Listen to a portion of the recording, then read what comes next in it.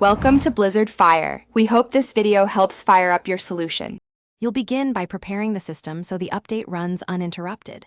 First, free up about 10 GB and plug the laptop into power. Updates can stall on low battery. Once done, connect to a reliable network. Ethernet reduces failures. Now open Settings, choose Windows Update, and click Check for updates. This triggers Windows to download available feature and quality updates. If a restart is required, Windows will note it. Proceed immediately to download to avoid later conflicts. You'll watch the download and control installation options during this middle phase. Allow Windows to download. You'll see a % complete and estimated time.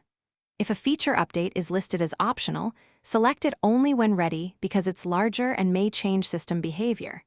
Use pause updates or schedule restart to pick a convenient install window.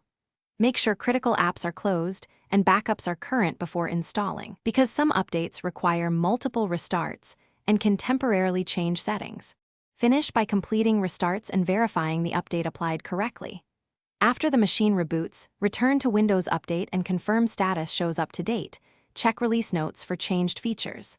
If updates fail, run the Windows Update troubleshooter to reset components and clear corrupted caches. For drive-related boot issues, boot to safe mode, open Device Manager, and roll back or update the problematic driver. Finally, if problems persist, use System Restore or the recovery options to revert to a stable point. Thanks for watching. If you found this helpful, don't forget to like and subscribe.